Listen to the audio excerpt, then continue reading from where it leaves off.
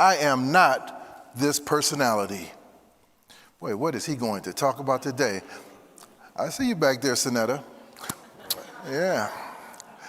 So, friends, let's just stop here for a moment. What if you forgot who you are?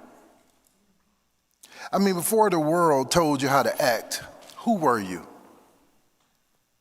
Before the masks, the applause, the pain, the fear, what lived under all of that?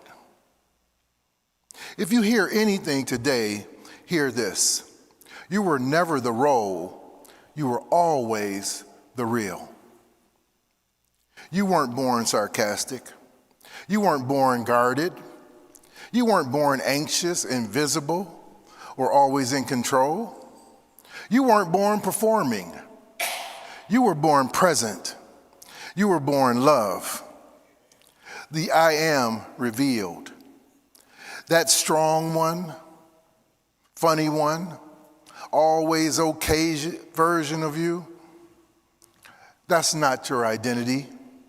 That's your strategy. We learned early, play the part or pay the price. Smile while breaking. Say yes when your whole being says no. Be easy to love so they don't leave. We've always allowed ourselves to come into this expression that was never really ours to begin with. The world, it rewards performance and punishes truth. So we shrank truth to keep rooms calm and misplaced ourselves in the process. And here's the cost. Every time you trade truth for safety, you don't avoid pain, you plant it. It doesn't stay where you left it. It roots. It spreads. Think about it. Every time you laugh at a joke that cuts you, you plant a resentment. Every time you say it's fine when it isn't, you plant a self-apology. Every time you say yes to keep someone, you plant a boundary you'll rebuild with interest. Every time you skip the hard talk, you plant pressure in your chest and knots in your stomach. Every time you shrink to fit in, you plant a mask that learns your face. Listen, planted pain becomes a pattern. It walks into meetings ahead of you. It answers your text. It tightens your breath. You call it stress. Your soul calls it self-abandonment. Until one day you realize the role didn't save you, it hid you. And here's the truth. The mask didn't stay because you were weak. It stayed because it worked. It bought you approval. It kept certain doors open. It kept certain people calm. But what is it to gain when you play small? That's the chain to cut. Consider the wind. It doesn't practice its next move. It doesn't slow down to see who's watching. It doesn't play small. It moves with purpose because that's its nature. It shifts the temperature. It carries seeds to new ground. It even clears the smoke so people can see and breathe again. It doesn't wonder, will they approve? Because the wind wasn't made to please. It was made to shift the atmosphere. That's not just weather. That's presence. Steady, unstoppable, undeniable. And you are of that same source. You move because presence moves. And when presence moves through you, nothing can hold it back. That is what makes presence different. It's the original you. the unchanging essence that existed before anyone had an opinion of you. It doesn't adjust to fit. It doesn't shrink for safety. It doesn't need to prove it belongs. It simply is. That smile you've used to get through meetings, that strategy, not joy. That together version of you that never shows a crack, that's management, not strength. Presence doesn't manage, it radiates. It doesn't need approval to move. It's that part of you that's steady in the storm, still in the noise, clear in the fog. And hear this. Personality is the noise we learned. Presence is the life we are.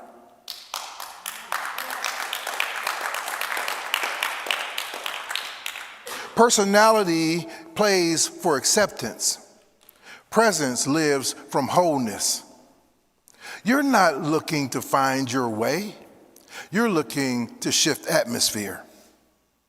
In unity, we call the real you individuality. The I am expressing as you. We call that learned mask personality, the temporary costume that helps you survive. Personality is useful in a loud world, but it's not the center of you. It's inherited. Family rules, church rules, neighborhood rules, friendship rules. Like, don't be too different. Don't be too much. Don't be too smart. Don't check in with me.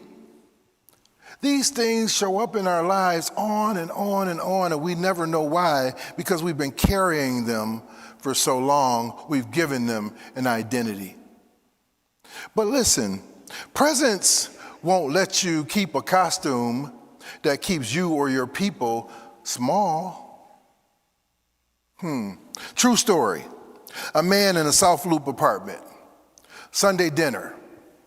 He's the family's oldest son. They're always okay. The fixer, the calm one. Last month, his job was cut. He told no one. Just smiled through his text. Paid the rent with a credit card and a smile. Then dinner starts. There's noise and laughter. He feels his old role reaching for him. Something says, perform normal. But something different arises. His truth. He puts his fork down and he says one clean line. Family, I've been pretending I'm fine. I'm not. I got laid off. I'm scared. Right there, the performer sits and the I am stands. The room is engulfed with silence.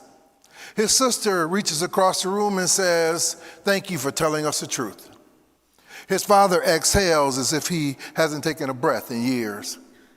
His nephew says, Uncle, I'll help you update your resume.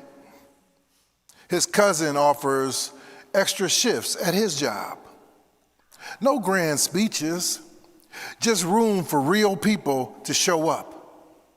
That's presence. And get this, he didn't get loud, he got real. He didn't get rescued, he got revealed. The I am remembering I am. He didn't change families, he changed the name he answered to. That's what the I am does. It ends the performance and begins the real you. Because when you speak from I am, rooms reorganize. Help knows where to find you. Shame, it loses its job. Fear, Fear runs out of story to tell. You see, when one person stops pretending, everyone remembers they can too. So ask yourself, What role do I need to release so that my I am can rise? Listen to this truth from the book of Acts. Saul was brilliant, respected. He was armed with letters and certainty, breathing threats, persecuting names on a list, in control, sure he's right. Then one day on the road to Damascus, a light stopped him cold. He falls down. He can't see.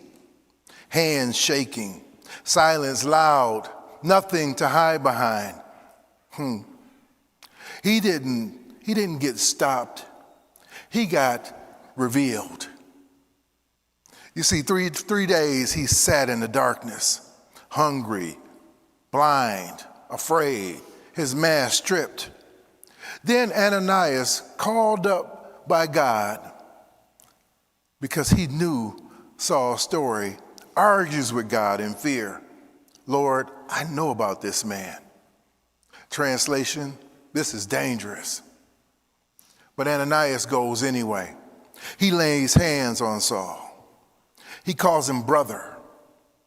Saul has something strange happen. The scales start falling from his eyes. He stands up, not as a new soul, but with new seeing. Not as a makeover, as a revelation. Not as even Saul, Paul. The costume dropped. The Christ light led. Saul didn't become something new. He just remembered what had always been there. Like Saul, your Damascus isn't a road, it's a realization. So let me ask you, what's the name you still answer to that pain gave you? Is it unforgiven? Not enough? Misunderstood? Fear? Regret? Anger? Or that first one? In control? Sure, you're right. Who told you had to earn worth? Was it be easy? Be quiet? Be useful? Be funny? Be tough? Or was it that last one? Be perfect so they'll stay? I mean, whose love did you keep by shrinking? You see, when presence leads, you stop apologizing for the truth, for being who you are. You start living as your true self, your I am. You start practicing clean no's and honest yeses. Anxiety, it loses its script. Shame runs out of lines. The costume drops. Peace moves in, and love does the talking. Friends, it's your move. Your time to rise from your Damascus. Not one day, not after the next strategy. Now, this is the shift. Not be better, be real. Not try harder, tell the truth. Not fix the role, free the presence. No more shrinking. No more always okay. No more acting to stay safe. No more planning pain with those every times. You don't need a way in. The gate is already open. Your light has always been there. You're not managing life. You are the wind.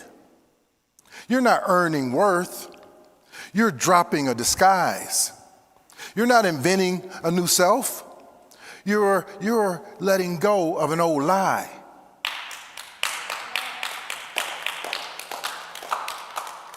And if anyone asks, what changed? Who are you? They ask me that all the time. Who are you? Say it plain. I stopped performing. I let the Christ light lead. I am not this personality. I am love. I am present. I am God life. I'm shifting the wind. That's who I am. I'm not letting anyone tell me what to do anymore. I'm not letting the world ride me around or send me around. I am being my I am. That's my truth. That's our truth. I believe you can. Are you willing to do this with me today? Yes. No, you don't sound like you're willing to do it. Yes. Who are you? Thank you all, and God bless you. Thank you. Thank you. Thank you. Thank you so much.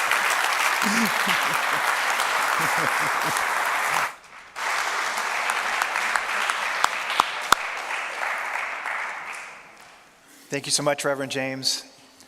Now I'll never be without an answer for who are you? Yes. So now let's welcome back Holly McGuire and the Peter Polzak Quartet.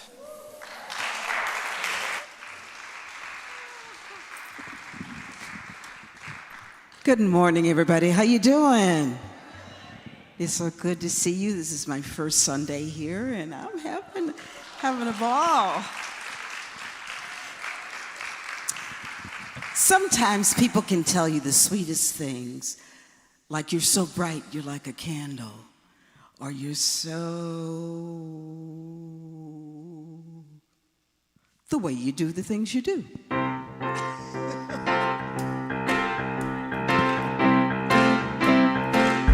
You got a smile so bright, you know you could have been a candle.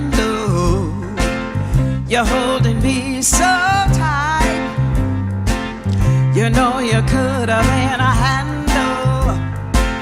The way you swept me off my feet, you know you could have been a broom. Baby, you're so sweet, you know you could have been some perfume. Well, you could have been anything that you wanted to, and I can tell the way you do the things you do. Ah, baby,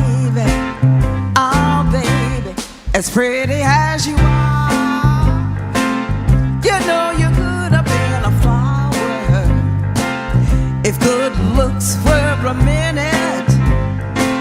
You know it could have been an hour. The way you stole my heart, you know you could have been a cool crook. Baby, you're so smart, you know you could have been a school book. Well, you could have been anything that you wanted to, and I can tell the way you do the things you do. Oh, baby, oh, baby.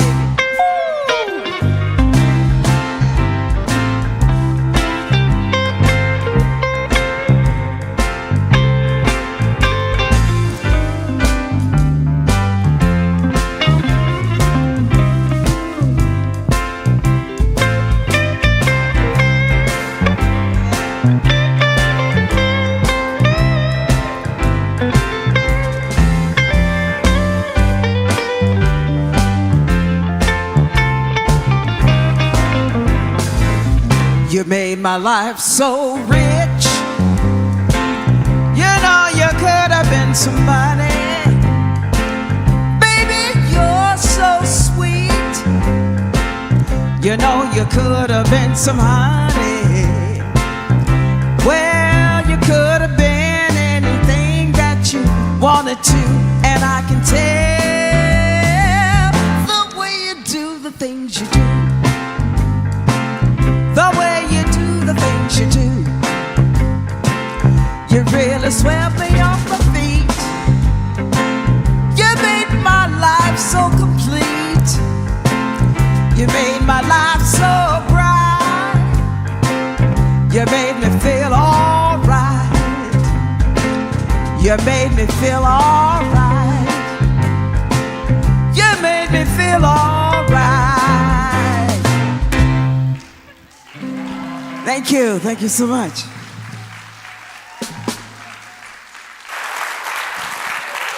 Oh my God, thank you, Holly. It is Holly's first time. Give her another hand. Thank you so much, Holly.